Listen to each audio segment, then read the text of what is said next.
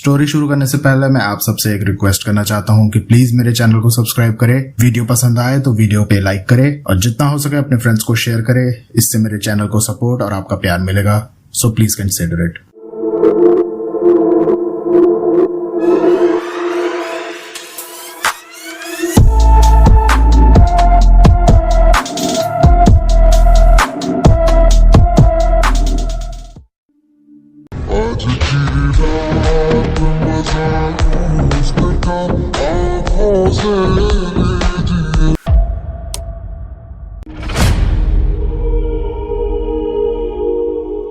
Hello everyone, हम again welcome to the world of story. फिर से मैं आप लोगों के सामने एक और नया रियल सुपरनेचुरल एक्सपीरियंस लेकर। कुलधारा एक ऐसी जगह जहां पर अलग अलग लोगों को अलग अलग एक्सपीरियंस होते हैं। कुछ लोग रास्तों में भटक जाते हैं तो कुछ लोग एक लूप के अंदर फंस जाते हैं। वो एक ही जगह पर घूमते रहते हैं, बार बार कहीं जाते हैं और मेन एक ही पॉइंट पर आकर अटक जाते हैं। वहां से बहुत देर तक बाहर नहीं निकल पाते हैं जब तक कि वो लूप अपने आप ब्रेक नहीं होता है। कुछ लोग जो कुलधारा पहुंचे हैं उनको हेलुसिनेशंस होते हैं और उनको अपने परिवार के वो लोग दिखाई देते हैं जो अब इस दुनिया में नहीं है। लेकिन कुछ लोगों को कुलधारा मिलते हैं वो लोग जिनके बारे में कभी उन्होंने जिंदगी में भी नहीं सोचा होगा। और कुछ ऐसा ही हुआ हमारे आज के इस इंसिडेंट में शौमिक के साथ, जो अपने फिल्म क्रू के साथ कुलधारा में गए थे एक मूवी का शूट करने। हमारी आज की ये कहानी हमारे साथ शेयर की है साग्निक ने, साग्निक बोस, जो कि वेस्ट बंगाल से बिलोंग करते हैं। और ये जो भी कुछ इंसिडेंट हुआ वो उनके बड़े भाई के साथ फर्स्ट हैंड एक्सपीरियंस है। कहानी में आगे बढ़े उससे पहले अगर आपके पास वैसे कोई रियल सुपरनेचुरल एक्सपीरियंस है तो आप हमारे साथ हमारी इन दी गई आईडीज पर शेयर कर सकते हैं या फिर आप हमारे व्हाट्सएप नंबर पर भी हमसे अपनी स्टोरीज को शेयर कर सकते हैं। उसी के साथ साथ अगर आप चैनल पर नए हैं तो हमारे चैनल को सब्सक्राइब जरूर करें, क्योंकि हम आपके लिए बहुत ही इंटरेस्टिंग, यूनिक और रियल लाइफ हॉरर स्टोरीज जिनको सुनकर आपको मजा आ जाता है। और अगर आपको ये मजा आ रहा है तो ये मजा मैं पूरे हिंदुस्तान को देना चाहता हूं और उसके लिए आपको इस वीडियो को लाइक जरूर करना होगा। और हाँ, कई हमारे साथ जो स्टूडेंट्स कनेक्टेड है, जेई नीट की तैयारी कर रहे हैं, अगर आपको केमिस्ट्री में कहीं पर कोई भी प्रॉब्लम आ रही है तो आप मेरे दूसरे चैनल को चेकआउट कर सकते हैं, जहां पर मैं आपके लिए बहुत ही अमेजिंग केमिस्ट्री कंटेंट डालता हूं। अगर आपको लगता है केमिस्ट्री आपको याद करनी होती है तो एक बार इस चैनल पर जाएं, आप देखें, आपका मिथ दूर हो जाएगा। चलिए भाई, प्रमोशन बहुत हो गया, अब चलता है कहानी पर। तो ये कहानी है शौमिक की। शौमिक अपने फिल्म क्रू मेंबर्स के साथ, करीबन 30 लोगों का इनका क्रू था। ये बंगाली फिल्म इंडस्ट्री में काम करते हैं और इनका एक शूट था जिसके लिए लोकेशन प्रोड्यूसर ने डिसाइड की थी कुलधरा। यह कुलधरा का नाम आप सभी लोगों ने सुना होगा। कुलधरा एशिया की मोस्ट हॉन्टेड जगहों में से एक है। ये एक श्रापित गांव है। इस गांव में से एक साथ कुछ सालों, कई सालों पहले की बात है, पूरा का पूरा गांव ये गायब हो गया था। इसका पहले भी आपको बहुत बार बता चुका हूँ। एक जमींदार था शालिम सिंह, जिसकी नज़र इस गांव के मुखिया की बेटी पर पड़ी थी और अपने गांव की इज्जत को बचाने के लिए पूरा का पूरा गांव एक रात में खाली हो गया। पालीवाल ब्राह्मणों का एक गांव था और ऐसा कहते हैं कि जब वो लोग यहाँ से निकले, वो बड़े ही सिद्ध ब्राह्मण हुआ करते थे। जब वहाँ से निकले तो इस गाँव को श्राप देकर गए कि गाँव सदैव वीरान रहेगा और यहाँ पर कोई भी बस नहीं सकेगा। लेकिन ये ध्यान रखें, जहाँ वीराना होता है, जहाँ कोई नहीं बस सकता, वहाँ पर बस सकती हैं ये नेगेटिव एंटिटीज, जिनका आए दिन कभी ना कभी किसी ना किसी के साथ सामना होता रहता है जब वो पहुँचते हैं कुलधरा विलेज। तो इनका पूरा क्रू पहुँचता है कुलधरा। लोकेशन सेट होती है, परमिशन मिलती है एडमिनिस्ट्रेशन से, लेकिन एडमिनिस्ट्रेशन का साफ वहाँ पर कंसेंट था। उन्होंने साफ साफ ऑर्डर्स दिए हुए थे कि शाम को 5 बजे के बाद आप वहाँ पर कोई शूटिंग नहीं करोगे और सब लोगों को वहाँ से बाहर निकलना होगा। यही हुआ, इन लोगों ने पूरे ऑर्डर्स को फॉलो किया और सुबह जल्दी ये लोग पहुंच जाया करते थे और दिन भर वहीं पर शूट करते थे। आने जाने में ज़रा टाइम वेस्ट ना हो इसलिए इन्होंने कुलधरा से बिल्कुल क्लोजेस्ट, आप देखेंगे कि जो ये सड़क है इसको सम रोड बोलते हैं। सम बेसिकली पूरा रेगिस्तान वाला एरिया है। जैसलमेर से आप सम की तरफ जाते हैं तो एक लेफ्ट टर्न आता है कुलधरा विलेज के लिए। तो उस टर्न के आसपास ही बहुत सारे होटल्स अब खुल गए हैं और आप कुलधरा के बहुत क्लोज वहां पर रह सकते हो। तो ऐसा ही एक होटल इन लोगों के लिए अरेंज किया गया था ताकि कुलधरा पहुंचने में मात्र, गाड़ी से अगर आप जा रहे हैं तो 5 मिनट या 4 मिनट, और अगर पैदल चल रहे हैं तो 10 मिनट या 12 मिनट, इससे ज़्यादा टाइम नहीं लगता था। इस शूट को लेकर पूरा का पूरा क्रू एक्साइटेड भी था, क्योंकि पहली बार किसी हॉन्टेड लोकेशन पर जा रहे थे। सभी लोगों ने इस जगह हिस्ट्री खंगाली हुई थी और सभी लोग एक्सपेक्ट कर रहे थे कोई ना कोई तो इनके साथ ऐसी कोई चिलिंग चीज़ होगी जिससे मज़ा आएगा लाइफ के अंदर। खैर ऐसा कुछ हुआ नहीं। 2 दिन इनका शूट चला और सब कुछ नॉर्मल ही चल रहा था। लेकिन पिछले 2 दिन से शौमिक एक चीज ऑब्जर्व कर रहा था। जब ये लोग शूट पर पहुंचते थे तो इनकी जो शूट की लोकेशन थी उससे थोड़ी दूर, मतलब करीबन आप मान लो 30-40 फीट या 50 फीट दूर, शौमिक को एक बूढ़ी औरत दिखाई देती थी। ये लोग जब पहुंचते तब वो बूढ़ी औरत वहां के खड़ी हो जाती थी और जब तक शूट खत्म नहीं होता था वो बूढ़ी औरत वहीं पर रहती थी। जब भी शौमिक की नजर उस तरफ पड़ती उसको वो बूढ़ी औरत दिखाई दे रही होती थी। अब आप समझ सकते हैं जैसलमेर की चिलचिलाती हुई धूप। जी हाँ, राजस्थान, और राजस्थान का भी सबसे गर्म हिस्सा एक तरीके से आप ये मान के चल सकते हैं जैसलमेर, जहां पर अगर आप गाड़ी की छत के ऊपर अंडा फोड़ के रख दें तो भैया वो ऑमलेट में कन्वर्ट हो जाता है। ऐसी चिलचिलाती धूप के अंदर दिन भर वो औरत वहां पर खड़ी रहती थी। पहले दिन जब उसने देखा तो उसने उसको इग्नोर किया। उसने सोचा कि हो सकता है कोई गांव की औरत हो और पहली बार उसके सामने सब शूट वूट हो रहा हो तो सब देखने आ रही हो, एक एक्साइटमेंट रहता है ना। बूढ़े लोग जिन्होंने कभी कुछ देखा ही नहीं, शायद वो देखने आ जाती हो और वो इस चीज से घबराती हो कि लोग उसको आसपास फटकने नहीं देंगे, इसलिए वो वहां पर खड़ी होकर वो शूट देखती थी। खैर, शौमिक ने ज्यादा दिमाग लगाया नहीं, वो अपना काम वाम खत्म करके सब लोग वापस गए होटल। अगले दिन वो वापस से शूट पर आए तो शौमिक की नजर फिर से वहां पड़ती है। वो औरत आज भी उसी स्पॉट पर खड़ी हुई थी। आज उसे देखकर थोड़ा शौमिक विचलित हुआ, क्या चक्कर है इसका। तो उसने दोस्त को बुलाया और कहा कि यार भाई देख, ये बूढ़ी औरत ना कल भी दिन भर यहीं पर खड़ी थी और आज भी जब मैं सुबह से अपन लोग आए हैं तब से लेकर यहाँ पे बिना कुछ खाए पिए खड़ी रहती है। पता नहीं यार कैसी औरत है ये। तो बोलता है भाई यार, ये बंगाल थोड़ी है, ये राजस्थान है, राजस्थान। इन्हें आदत है गर्मी झेलने की, यूज्ड टू। भाई तू नहीं झेल सकता लेकिन ये लोग का रोज का काम है। हो सकता है कोई जानवर वानवर चराने ये आती हो और इतने साल इतनी गर्मी झेल झेल के इनकी चमड़ी ना ऐसी हो गई कि इनको फर्क नहीं पड़ता। तू भाई अपने काम में ध्यान लगा। उसके दोस्त ने इस तरह से कहकर वो अपने काम में लग गया। लेकिन इधर शौमिक को अलग ही वाइब्स आ रही थी। वो बार बार जब भी वो शूट अपने उससे एक्ट से फ्री होता उधर देखता तो वो औरत भी उसी को, ऐसा लगता कि वो औरत भी उसी को देख रही है। उसे लगा कि उसे एक बार चलकर उस बूढ़ी औरत से बात करनी चाहिए और उसने डिसाइड किया कि अपना एक्ट खत्म करके उसको जो ब्रेक मिलेगा उस ब्रेक में जाकर वो उस बूढ़े से बात करेगा और ये पूछेगा कि आखिर वो दिन भर यहाँ पर क्या करती है। अपना सीन खत्म होने के बाद शौमिक आता है और वापस उस जगह पर देखता है तो इस बार उस जगह पर कोई भी नहीं था। वो उस जगह के बाद चारों तरफ देखता है तो उसे वो बूढ़ी औरत कहीं पर भी दिखाई नहीं दे रही थी। वो चौंक गया कि आखिर वो कहाँ चली गई। फिर वो वहां से निकलकर उस स्पॉट पर पहुंचा जहां पर वो बूढ़ी औरत खड़ी होती थी। वहां पर खड़े होकर भी उसने देखा, चारों तरफ इधर उधर चेक किया, लेकिन उस बूढ़ी औरत का कोई नामो निशान नहीं था। वो वहां से वापस जाने ही वाला था कि तभी उसकी नजर जमीन पर पड़े हुए एक पत्थर के छोटे से टुकड़े पर पड़ी। ये पत्थर का टुकड़ा वहां पड़े हुए बाकी पत्थरों से बिल्कुल अलग था। ये काला चमकदार पत्थर था और वैसा कोई भी पत्थर उधर आसपास नहीं पड़ा हुआ था। उसने उस पत्थर को उठाया और चारों तरफ देखा।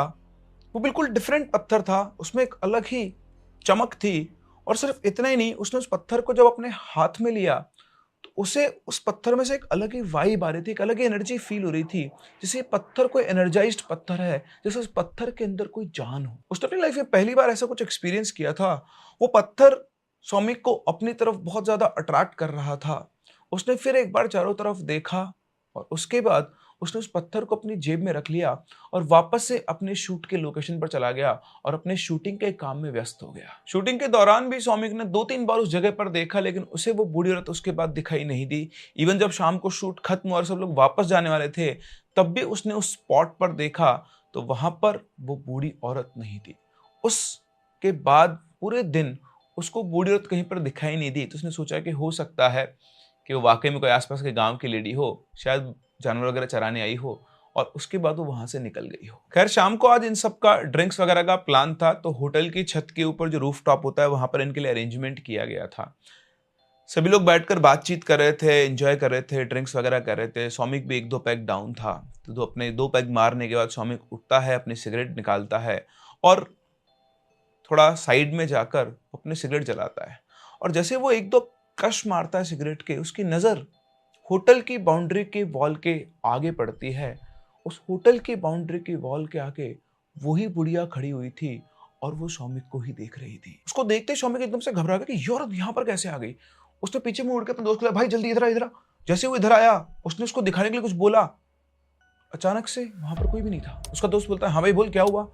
अब वो क्या बोले उससे, तो उसने अपने दोस्त को देखा, थोड़ा परेशान से होते हुए बोलता है, अरे नहीं यार भाई, तुझसे ना कुछ मुझे पर्सनल बात करनी थी, इसलिए तुझे यहाँ पर बुलाया। तो बोलता है, हाँ बोल। स्वामी को उससे कहता है, यार एक बात बता, अभी हम पिछले 2 दिन से यहाँ पर शूट कर रहे हैं, शूट करते हुए तेरे को आसपास कोई बूढ़ी औरत दिखाई दी क्या? तो वो कहता है, नहीं यार, मुझे तो ऐसी कोई औरत दिखाई नहीं दी। क्यों, क्या हुआ? तो नहीं यार कुछ नहीं। अच्छा चल एक काम कर, तू मेरी जगह पर आ यहाँ पर और चारों तरफ देख, नीचे सड़क पे, होटल की बाउंड्री वॉल पे या थोड़ा दूर तक भी, तुझे यहाँ पर कोई दिखाई दे रहा है क्या? जैसा सौमिक ने कहा, वो लड़का उस जगह पर खड़ा हुआ, उसने चारों तरफ देखा और थोड़ा देख के बाद बोलता है कि भाई मुझे तो यहाँ पे कोई दिखाई नहीं दे रहा है, मुझे कुछ समझ में नहीं आ रहा है, आखिर तो मुझे दिखाना क्या चाह रहा है? उसकी बात सुनकर सौमिक हंसने लगता है और बोलता है, अरे भाई डर मत, मैं तो मजाक कर रहा था, कुछ नहीं है, मैं तो तुझे बस डराने की कोशिश कर रहा था, मुझे लगा कुलधारा के नाम से तू शायद डर जाएगा। तो बोलता है, अरे क्या भाई यार, ये भूत वूत कुछ नहीं होता है ना, ये सब मन का वहम होता है, तू शांति से बैठ, दारू पी और मुझे भी पीने दे। इतना कह के वो वहां से चला जाता है। उसके जाने के बाद सौमिक सोचता है कि यार हो सकता है वो कुछ ज्यादा ही सोच रहा है उस लेडी के बारे में भी, और उसका दिमाग बहुत ज्यादा मैनिपुलेट कर रहा है। तो वो भी चीज को अपने दिमाग से निकालता है, अपने दोस्तों के साथ आकर बैठता है, अपने ड्रिंक्स वगैरह एंजॉय करता है। उसके बाद ये सब लोग डिनर लेते हैं और डिनर लेकर ये सब लोग सोने चले जाते हैं। अच्छा, होटल में इनके जो रूम थे वो शेयरिंग बेसिस पर थे, यानी एक एक रूम में 2-2 लोग थे और सिंगल बेड लगा हुआ था। इस तरह सौमिक के रूम में भी उसका दोस्त था जिससे वो बात कर रहा था, उसको बुलाकर साइड में। तो ये लोग सोने चले गए। सोकर जब गहरी नींद में गया सौमिक, तो उसे एकदम से फील हुआ कि उसके छाती के ऊपर कोई बैठा हुआ है। वो होता है ना, आपको एक प्रेशर फील होता है अपने चेस्ट के ऊपर, तो फील हो रहा था। शुरू में तो उसने उसको इग्नोर किया, लेकिन जब सांस लेने में दिक्कत हुई तो उसने आंख खोली, और जैसे उसने आंख खोली उसकी हालत खराब हो गई। उसके छाती के ऊपर वही बुढ़िया बैठी हुई थी जो उसे कुलधारा के अंदर दिखाई दी थी। वो बुरी तरह से डर गया और डर के अपने रूममेट को जगाने की कोशिश कर रहा था, चिल्लाने की कोशिश कर रहा था, लेकिन उसके गले से आवाज ही नहीं निकल रही थी। ऐसा लग रहा था उसका गला चोक हो गया है और वो चाहकर भी बोल नहीं पा रहा था। और सामने उसकी आंखों के वो बुढ़िया जो थी वो बैठी हुई थी, और जैसे तैसे करके उसने अपनी हिम्मत बटोर के आवाज लगाई अपने दोस्त को, इतनी हिम्मत जुटा पाए कि उसकी आवाज के दोस्त तक पहुंच पाए। और उसकी आवाज सुनते उसका दोस्त फटाफट से खड़ा हो गया और सीधा सौमिक के पास और पूछा, क्या हुआ? जब वो आया तब जाके कहीं पर सौमिक रिलैक्स हो पाया, और वो लंबी लंबी सांसें ले रहा था जैसे घबराने के बाद आदमी लेता है। उसको इस तरह से बिहेव करते हुए देखकर उसका दोस्त उससे पूछता, भाई तुझे क्या हुआ, कोई बुरा सपना देखा क्या? उसकी बात सुनकर सौमिक बोलता है, यार भाई मैं सोया हुआ था और तभी मुझे ऐसा लगा कि एक बूढ़ी औरत मेरे चेस्ट के ऊपर बैठी हुई है, और मैं सांस नहीं ले पा रहा था, मैं बोल नहीं पा रहा था, मेरा दम घुट रहा था। तो उसका दोस्त हंसते बोलता है, अरे भाई तेरा वहम है यार, स्लीप पैरालिसिस होगा तेरे को। देख क्या होता है ना, कई बार हम लोग जब चीज़ों को हम ज़्यादा सोचते हैं तो ऐसे इंसिडेंट हमारे साथ हो जाते हैं, ऐसा हमें फील होता है, ऐसा कुछ भी नहीं है। ऐसे एकदम से अगर कोई होता, मान ली कोई बूढ़ी औरत होती भी, तो रूम में से एकदम से गायब थोड़े ना हो जाती। देख ये तेरे ना आफ्टर इफेक्ट चल रहे हैं कुलधरा के। जब हम लोग कुलधरा आए हैं, हम लोगों ने जब रास्ते में आ रहे थे, हमने पूरी इसकी हिस्ट्री की बात की थी, तो तेरे दिमाग में ना उसी की बातें चल रही है। अब 2 दिन से हम वहाँ शूट भी कर रहे हैं, तूने मुझसे पूछा भी था कोई बूढ़ी औरत दिखाई दी या नहीं दी, तो तेरा दिमाग क्या ना मैनिपुलेट कर रहा है और तुझे इन चीज़ों का वहम हो रहा है। दिमाग से अब चीज़ें निकाल, कल वापस शूट पर जाना है, वैसे भी थके हुए हैं, तू भी सो जा, मुझे भी सोने दे। सौमिक उसको समझा नहीं पा रहा था कि ये वहम नहीं है, लेकिन उन्हें समझ में आ गया था कि इससे बहस करने का कोई मतलब नहीं। उसने बोला, हाँ यार भाई ठीक है, ऐसा हो सकता है, चल तू सो जा, मैं भी सोता हूँ। और इतना कहकर वो वापस से सोने चले गए। लेकिन अब देखो, आपके रूम में अगर कोई भूत या नेगेटिव एंटिटी है तो भाई साहब वो कहीं पर भी आ सकती है, लेकिन आपके कंबल में नहीं आ सकती। आज तक की मैंने जितने भी इंसिडेंट देखे हैं, आप लोग पूछ रहे हैं नेगेटिव एंटिटी से कैसे बचे। भाई साहब एक कंबल खरीद लो और उस कंबल के अंदर घुस जाओ। पता नहीं ऐसी कौन सी शक्ति है कंबल के अंदर, ऐसी कौन सी लक्ष्मण रेखा है कि उसको पार करके आपके कंबल में नहीं आ पाती है।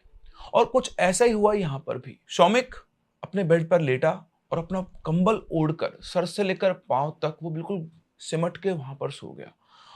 और जैसे ही वो लेटने के 5 मिनट के बाद उसे किसी की भारी भारी सांस लेने की आवाज आ रही थी। उसे ऐसा लग रहा था कि कोई उसके पास लेटा हुआ है और लेटकर वो सांसें भर रहा है। सौमिक को डर तो लग रहा था, लेकिन वो भी ढीठ बन के उन्हीं आवाजों को सुनते सुनते सो गया, क्योंकि उसे पता था कि उसे अपने दोस्त को जगाने का कोई मतलब नहीं है, और बार बार अगर उसे जगाएगा तो सब लोग उसे पागल समझेंगे और पूरी रात खराब होगी जो अलग। और इस तरह से सौमिक को उसके कंबल ने बचा लिया। सुबह जब सौमिक उठा तो उसे अपने बेड के ऊपर एक लंबा सफेद बाल दिखा, और उस बाल को उसने उठाकर देखा तो एक औरत का बाल था, और उनके पूरे क्रू में कोई भी ऐसी लड़की नहीं थी जिसके सफेद बाल हो, पहली बात। दूसरा, वो उसके रूम में नहीं आई थी।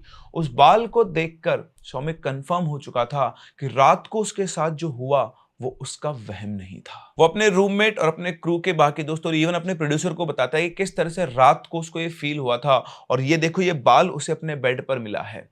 उसने अपने दोस्त को बोला कि देख, मुझे कोई वहम नहीं हुआ था, रात को वाकई में कोई बूढ़ी औरत मेरी छाती के ऊपर बैठी हुई थी। तो उसको जो उसका प्रोड्यूसर है वो बोलता है कि देखो, हम लोग एक हॉन्टेड लोकेशन पे शूट कर रहे हैं, इसलिए तुम्हें वहम हो रहा है। और रही ये बाल की बात, तो भैया ये होटल है, यहाँ पर बहुत सारे लोग आते हैं, ये बेडशीट जो है वॉश होती हैं। आप देख पा रहे हैं हम जिस होटल में रुक रहे हैं वो कोई बहुत बड़ा 5 स्टार होटल नहीं है, ठीक ठाक होटल है, बजट होटल है। तो हो सकता है वॉशिंग के टाइम पर ये बाल इस बेडशीट पे चिपका रह गया हो। बेडशीट भी सफ़ेद है, बाल भी सफ़ेद है, स्टाफ को दिखा नहीं होगा। इससे ज़्यादा इस बाल की कोई और कहानी नहीं है। अब तुम इस बाल की खाल मत निकालो, हम लोग को शूट पर चलना है, फटाफट से रेडी हो जाओ। और इस तरह से उनमें से किसी ने भी सौमिक की बात पर विश्वास नहीं किया और उसे समझा दिया कि उसके साथ जो भी कुछ चल रहा है वो सिर्फ और सिर्फ उसके मन का वहम है। आज इनके शूट का आखिरी दिन था। अगले दिन इन लोगों को अपने घर यानी वेस्ट बंगाल के लिए वापस निकलना था। सभी लोग शूट पर पहुंचते हैं। आज का शेड्यूल थोड़ा रिगरस था। सभी लोग फटाफट से अपने सीन वगैरह सब कुछ खत्म करते हैं और शाम को 5 बजे शूट खत्म करके सब लोग वापस से होटल में पहुंच जाते हैं। और आते ही सब लोग अपनी पैकिंग वगैरह के ऊपर ध्यान देने लग जाते हैं क्योंकि अगले दिन इन लोगों की ट्रेन थी। शाम को जब सौमिक, उसका रूममेट और एक और दोस्त ही सब लोग इनके रूम में बैठे हुए थे, तभी सौमिक को याद आया। उसने अपने दोस्त से कहा कि यार भाई, मैं तुमको बताने भूल गया, मैं कुलधारा से ना एक पत्थर लेकर आऊं जो कि बिल्कुल डिफरेंट है। तो उसका दूसरा दोस्त बोलता है, अबे साले, तू ये कुलधारा जो पत्थर उठा के लाया ना, तभी तो ये 2-3 दिन से ना अजीब चीजें एक्सपीरियंस कर रहा है। अब ये जो लड़का था, ये उसका रूममेट नहीं था, इसका दूसरा एक और क्रू मेंबर ही था। उसने कहा, देख, कोई माने या ना माने, लेकिन कुलधारा एक श्रापित जगह है और यहाँ से किसी भी चीज को ले जाना सही नहीं है। भाई, ये पत्थर ना तो वापस वहीं पर छोड़ दे। उसका दूसरा दोस्त भी बोला कि हाँ रे, सही बात बोल रहा है सौमिक, ये पत्थर तो यहीं पे छोड़ दे। तो यार, अभी तो रात हो गई है, वहां तो वापस जा नहीं सकते, कल निकलने से पहले छोड़ दूंगा, पर तुम लोग पत्थर देखना चाहोगे? तो उन्होंने बोला, हाँ दिखा।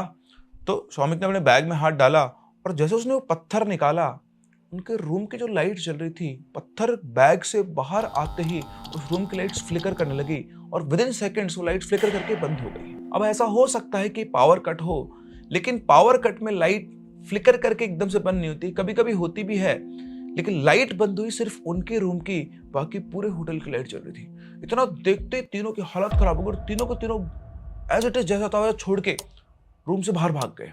सौमिक ने वो पत्थर एज इट इज वापस बैग में डाल दिया और वो तीनों के तीनों रूम से बाहर आ गए और वो तीनों के तीनों बुरी तरह घबरा गए थे। उन्होंने आगे देखा तो सबकी लाइट जल रही थी, सिर्फ उनके रूम की ही लाइट बंद हुई थी और जैसे वो बाहर आए, उनकी रूम की लाइट वापस से ऑन हो गई। उसके बाद सौमिक और उसके दोस्तों के रूम में वापस जाने की हिम्मत नहीं हुई। उन्होंने डिसाइड किया कि हम आज इस रूम में रहेंगे नहीं, और उनके जो बाकी दोस्त थे ये उनके रूम्स के अंदर जाकर सेटल हो गए। रात को जब सब गहरी नींद में सोए हुए होते हैं तो सौमिक को एक सपना आता है और उस सपने में उसको वही बूढ़ी औरत अपने सामने खड़ी हुई दिखाई देती है।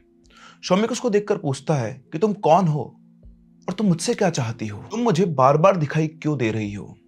उसकी बात सुनकर वो बूढ़ी औरत मुस्कुराती है और बोलती है, मारो नाम केसर से, मैं अठे ही रहूं सू जो मारो घर छे। मतलब उसने कहा कि मेरा नाम केसर है, मैं यही रहती हूं और ये मेरा घर है। अब सौमिक को राजस्थानी भाषा तो नहीं आती थी, लेकिन उसे उसकी बात टूटी फूटी समझ में आ गई थी। उसने उससे पूछा, लेकिन तुम मुझसे क्या चाहती हो? तो औरत बोलती है, तू मने काई देसी, मैं तो अठे ही घूमती रहूं सू और सारा लोग न देखती रहूं सू। तने जब मैं देखियो तो मैंने समझ में आयो कि तू भी मैंने देख सके से। हरे सु पहलिया कोई भी मैंने देख ले छो तो मार सु डर पर भाग जाओ छो, पण तू कौन भाग्यो और मैंने ढूंढतो हो तुम्हारे कन्ना आ गयो। छोरा, तने डर कौन लाग्यो मारे सु? यहाँ पर वो लेडी सौमिक से कहती है कि मैं तो यहीं घूमती रहती हूँ और लोगों को देखती रहती हूँ। जब मैंने तुझे देखा तो मुझे लगा कि तू भी मुझे देख सकता है, और जनरली लोग जब मुझे देखते हैं तो मुझे देखकर भाग जाते हैं, लेकिन तू मुझे ढूंढने वहां पर आ गया, तुझे मुझसे डर नहीं लगा? तो सौमिक उसकी तरफ देखते बोलता है, इसका मतलब जो मैं सोच रहा हूं बिल्कुल सही है, तुम मेरा वहम नहीं हो, तुम वाकई में हो और तुम मेरे सिवा किसी और को दिखाई नहीं देती हो। तुम्हारी सच्चाई क्या है? वो बूढ़ी औरत हंसते हुए बोली, चाल तने दिखाऊं, वहम और सच्चाई में कत्तो फर्क हुआ है। और इतना कहकर वो बूढ़ी औरत चलने लगी और शौमिक भी उसके पीछे पीछे चलने लगा। पता नहीं ऐसा कौन सा फोर्स था जो शौमिक को उस बूढ़ी औरत के पीछे खींचे जा रहा था। थोड़ी देर के बाद शौमिक का जो दोस्त था, जो उसका रूम पार्टनर भी था, वो उठता है और देखता है कि शौमिक बेड पर नहीं था। तो उसको बेड पर नहीं देखकर वो उसे वॉशरूम के अंदर ढूंढता है, वो वहां पर भी नहीं था। चारों तरफ ढूंढने के बाद वो अपने बाकी सारे दोस्तों को जगाता है जो उस रूम के अंदर सोए हुए थे, क्योंकि शाम के इंसिडेंट के बाद से ही वो शौमिक को लेकर थोड़ा सा परेशान था। वो सारे मिलकर उसे उस पहले वाले रूम में ढूंढने जाते हैं जहां पर शौमिक और उसका एक दोस्त रहते थे। वहां पर भी वो नहीं था। उसके बाद उसे पूरे होटल के अंदर छानते हैं, वहां भी उन्हें वो कहीं दिखाई नहीं देता है। इसके बाद वो होटल से बाहर निकलते हैं और होटल के बाहर जो गार्ड बैठा हुआ था वो उससे पूछते हैं, तो बताता है कि एक लड़का थोड़ी देर पहले इस तरफ गया है सिगरेट पीते हुए, और वो शायद किसी से फोन पे बात कर रहा था। मैंने उसे आवाज भी लगाई थी, उसने कान में ढूंसे लगाए हुए थे। उसके बाद सुनकर वो समझ गए कि वो ईयरबड्स की बात कर रहे हैं, इसलिए शायद शौमिक ने इस गार्ड की आवाज नहीं सुनी। ये सभी लोग उस सड़क की तरफ चलना शुरू करते हैं और दौड़ते दौड़ते आगे पहुंचते हैं, तो इन्हें आगे शौमिक चलता हुआ दिखाई देता है सिगरेट पीते हुए। शौमिक को देखते ही ये उसको बहुत तेज तेज आवाज लगाते हैं, लेकिन शौमिक इनकी आवाज सुन नहीं रहा था। शायद उस अपने कान में वो ढूसे यानी ईयरबड्स लगाए हुए थे, जिनकी वजह से इनकी आवाज उस तक नहीं पहुंच रही थी, या फिर शायद शौमिक तक इनकी आवाज पहुंचने नहीं दी जा रही थी। उन सब ने और तेज दौड़ना शुरू किया और कुछ ही सेकंड्स के अंदर वो शौमिक के पास में थे। शौमिक के पास पहुंचकर उन्होंने देखा तो देखकर शॉक्ड रह गए। शौमिक चले जा रहा था और शौमिक जा रहा था कुलधारा की तरफ। जिस सड़क पर था वो कुलधारा गांव में जाती थी, और अब कुलधारा गांव वहां से मात्र 3 से 4 मिनट की दूरी पर और बचा होगा, क्योंकि उसकी बाउंड्री वॉल्स वहां से क्लियरली दिख रही थी। और सबसे ज्यादा शॉकिंग बात थी, वो शौमिक की जो दोनों आंखें थी पुतलियां, वो ऊपर चढ़ी हुई थी, बिल्कुल वाइट उसकी आंखें दिख रही थी। उसे देखकर एक बार तो लोग घबरा गए। उन्होंने जैसे शौमिक को हाथ लगाया, शौमिक एकदम से जैसे किसी नींद से जागा हो। जागते उसने चारों तरफ देखा और वो कुछ लगा है। वो खुद शॉक में था कि वो कहाँ गया है। उसके चारों तरफ सिर्फ अंधेरा था, उसके दोस्त खड़े हुए थे और वो एक सड़क पे खड़ा हुआ था। वो घबराते हुए पूछता, मैं यहाँ कैसे आ गया? तो उसके दोस्त बोलते हैं, अबे साले, यही तो हम तुझसे पूछ रहे हैं कि तू यहाँ कैसे आ गया, तू यहाँ क्या कर रहा है, तू जा कहाँ रहा है? शौमिक बोलता है, मैं तो सो रहा था। और वो बूढ़ी औरत, इतना कहते वो चारों तरफ देखने लगता है और फिर बोलता है, बूढ़ी औरत मुझे सपने में यहाँ लेकर आई थी। वो शिट। उसने अपने सिर पे हाथ रखते हुए बोला, इसका मतलब मैं सपना नहीं देख रहा था, मैं नींदों में चल रहा था, वो बूढ़ी औरत मुझे यहाँ पर लेकर आई है। उसके दोस्तों ने कहा, भाई तूने बूढ़ी औरत का बहुत ज्यादा लोड ले लिया है, अभी तू होटल चल, वहां चल के बात करते हैं। वो उसे होटल लेकर जाते हैं, वहां ले जाकर समझाते हैं, संभालते हैं। और इस चीज का किसी ने भी बहुत ज्यादा लोड नहीं लिया, क्योंकि कल सुबह सभी लोगों को वापस अपने घर कोलकाता के लिए निकलना था और इनको क्लियर था कि यहाँ से जाने के बाद शौमिक के दिमाग से इस चीज का भूत निकल जाएगा। अगली मॉर्निंग पूरे क्रू ने होटल से चेकआउट किया और स्टेशन पहुंचकर अपनी ट्रेन बोर्ड कर ली। सभी लोगों के कंफर्म टिकट्स थे, सभी लोग अपनी अपनी जगह पर जाकर बैठ गए थे। और जैसा कि आप समझते हैं, पूरा ग्रुप को कभी भी एक साथ टिकट्स नहीं मिलते हैं, तो सबके अलग अलग कोचेस में टिकट्स थे। सबने डिसाइड किया कि पहले सेटल होते हैं, फिर कोशिश करेंगे कि सब लोग एक ही जगह पर इकट्ठे हो जाएं, बाकी जो पैसेंजर्स होते हैं उनसे सीट ट्रांसफर करके। ट्रेन चलती है और ट्रेन चलने के बाद थोड़ी देर बाद टीटी आता है शौमिक के कोच के अंदर। शौमिक और उसका जो पार्टनर था, उन दोनों का टिकट साथ में ही हुआ था। वो टीटी आता है, लिस्ट वगैरह चेक करता है, अपना नाम बताते हैं सीट पर बैठे हुए, तो बोलता है कि आप लोगों का नाम लिस्ट में नहीं है। तो बोलते हैं, सर कैसी बात कर रहे हैं, क्या मजाक कर रहे हैं, हमारा टिकट तो बहुत टाइम से कंफर्म्ड है और हमारे तो पूरा क्रू है, उसका सबका टिकट एक साथ हुआ है। बोलता है, वो मुझे नहीं पता, ये देखो ये रही मेरे पास लिस्ट, इस सीट पर आपका नाम नहीं है, आप अपना कोच चेक करो। उन्होंने कोच चेक किया, कोच वही था, सीट नंबर उनके टिकट में वही था, और टीटी के पास जो लिस्ट थी उसमें उसका नाम नहीं था। तो उन्होंने बोला, सर ये देखो हमारे पास टिकट है फोन के अंदर। तो बोलता है, ऐसे फर्जी टिकट मैं आपको 2 मिनट बना के दे सकता हूँ, ज्यादा समझदार बनने की जरूरत नहीं है, चलो निकलो। वो उन लोगों को ले जाकर गेट पे खड़ा कर देता है और जैसे अगला स्टेशन आता है वो धक्के मारकर उन दोनों को उस ट्रेन से बाहर निकाल देता है। ऐसा लग रहा था कि जैसे वो टीटी आया ही इन दोनों को बाहर निकालने के लिए है। कंफर्म टिकट होने के बावजूद भी ये लोग उस ट्रेन में सफर नहीं कर पाए। ट्रेन उस स्टेशन में मात्र 1 से 2 मिनट रुकी और इनको इतना भी मौका नहीं मिल पाया कि बाकी के लोगों को ये इन्फॉर्म कर सके, और इतनी देर में ट्रेन चल दी। ट्रेन चलने के बाद उन्होंने अपने प्रोड्यूसर को फोन किया, उसको सारी बात बताई। तो उसने कहा कि तुम लोग चिंता मत करो, एक काम करो, मैं तुम्हारे लिए कार अरेंज करवाता हूँ, तुम वापस से होटल जाओ और कल का तुम्हारा फ्लाइट का टिकट करवाता हूँ, जाके तुम वापस आ सको। अब ना चाहते हुए भी शौमिक और उसके दोस्त को वहीं पर रुकना पड़ा। उन लोगों का फ्लाइट का टिकट भी बुक हुआ अगले दिन की रात को 11 बजे। यानी इनको ऑलमोस्ट 1.5 दिन अब वापस से जैसलमेर में रुकना था। कार इनको लेने आई, दोनों के दोनों दोस्त वापस से होटल पहुंचे और अपने रूम में पहुंचने के बाद शौमिक ने अपने दोस्त से कहा कि भाई ये जो कुछ भी चल रहा है ना वो बूढ़ी औरत कर रही है, वरना तो खुद सोच हमारे कंफर्म टिकट्स थे, किसी कंफर्म टिकट्स अगर हो तो उसका नाम लिस्ट में से गायब कैसे हो सकता है। वो औरत ये नहीं चाहती है कि हम लोग यहाँ से जाएं। उसकी बातें सुनकर उसका वो दोस्त भी इस बार सीरियस हुआ और उसने सोचा कि यार जो भी कुछ चल रहा है इसके मन का वहम तो नहीं है, वरना ऐसे कैसे हो सकता है कि कंफर्म टिकट कैंसिल हो जाए। उसने बोला ठीक है यार कुछ करते हैं। वो होटल के स्टाफ के पास जाता है और उनसे बातचीत करता है और एक पंडित जी को बुलवाता है। थोड़ी देर के बाद वो पंडित जी वहां पर आते हैं, शौमिक को देखते हैं और देखकर बोलते हैं भाटा कहाँ है? भाटा? क्या भाटा? शौमिक ने बोला अरे वो पत्थर जो तू कुलधारा से लेकर आया था वो कहाँ है? उसी की वजह से ये सब हो रहा है। पंडित जी की बात सुनते शौमिक की आंखें फटी की फटी रह गई। वो शॉक्ड था और उनको देख रहा था कि इस आदमी को कैसे पता कि मैं कुलधारा से पत्थर लेकर आया हूं। उसकी शक्ल देखकर वो पंडित जी बोले चौंक मत, तू जो पत्थर वहां से लेकर आया उस पत्थर की वजह से वो बूढ़ी औरत तेरे पीछे है, और जब तक ये पत्थर वापस अपनी जगह नहीं पहुंच जाता तू चाहे कुछ भी कर ले, तू यहां से नहीं जा सकता है। उनकी बात सुनकर शौमिक का वो दोस्त भागकर रूम में जाता है और वो बैग उठाकर लाता है जिसमें शौमिक ने उस दिन वो पत्थर रखा हुआ था। वो बैग लाता है, उन पंडित जी को देता है और बोलता है कि सर इस बैग की सबसे ऊपर वाली पॉकेट के अंदर ही वो पत्थर है। वो पंडित जी बैग की चेन खोलते हैं, अंदर हाथ डालते हैं और वो पत्थर अपनी हथेली पर रखते हैं। उसके बाद उस हथेली को बंद करते हैं, आंख बंद करते हैं, कुछ अपने आप मन में मंत्र पढ़ते हैं और मंत्र पढ़ने के बाद अपनी आंखें खोलते हैं और अपने साथ आए लड़के को इशारा करते हैं और साथ में शौमिक के दोस्त को अपनी तरफ बुलाते हैं। उसके बाद उस पत्थर को वो एक लाल कपड़े के अंदर बांधते हैं, शौमिक के दोस्त के हाथ में देते हैं, उसके कान में कुछ कहते हैं। उनके कान में कुछ कहने के बाद शौमिक का दोस्त और वो जो लड़का जो उन पंडित जी के साथ आया था वो वहां से निकल जाते हैं। करीब 15-20 मिनट के बाद शौमिक का दोस्त और वो पंडित जी के साथ आया हुआ लड़का वापस से होटल में आते हैं।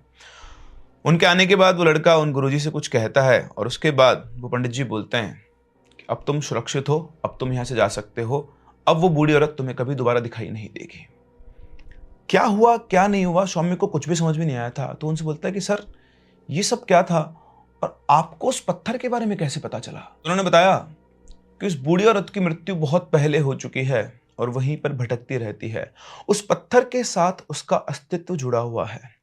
तुम उस पत्थर को उस दिन उठाकर अपने साथ ले आए और तुम्हारे पीछे पीछे वो भी आ गई। और सिर्फ इतना ही नहीं, अगर तुम उस पत्थर को लेकर एक बार भी रात के समय कुलधारा चले जाते तो तुम वापस कभी लौट कर नहीं आते।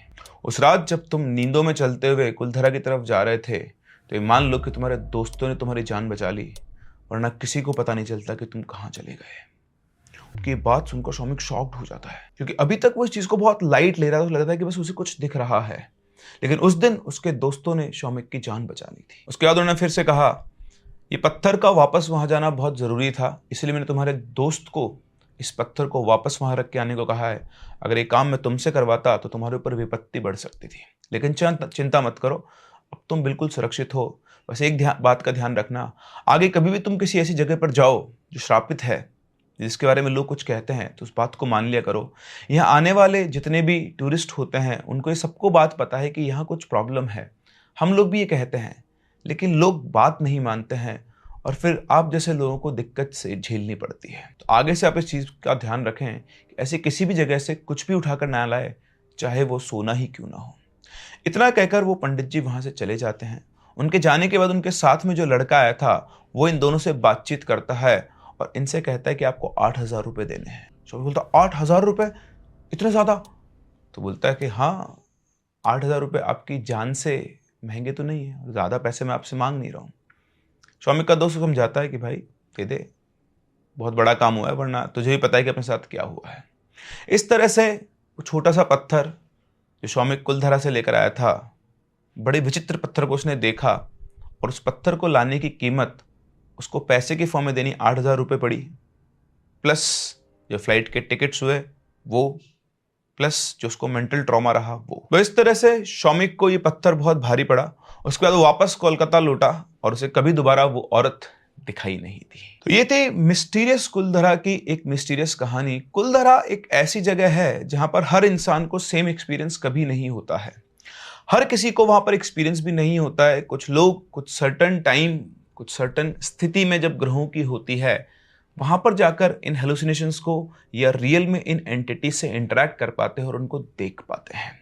और इसीलिए कहा जाता है कि जब भी कभी आप किसी भी कर्स्ड लोकेशन पर, किसी श्रापित जगह पर, किसी हॉन्टेड लोकेशन पर पहुंचे तो वहां से आपको कुछ भी लेकर नहीं आना चाहिए। वैसे एक क्वेश्चन मैं आप लोगों से पूछना चाहूंगा, कमेंट सेक्शन में जरूर जवाब देना कि अगर आप लोग कभी ऐसी जगह पर गए हुए हो और वहां पर आपको कोई सोने की चीज मिले, कोई रिंग, कोई कान में पहनने का या ऐसे सोने का एक टुकड़ा, तो आप उसे लेकर आएंगे या नहीं? मुझे अपने व्यूज कमेंट सेक्शन में जरूर बताएं। हम लोग मिलते हैं अपनी अगली कहानी में, तब तक के लिए keep loving and keep listening.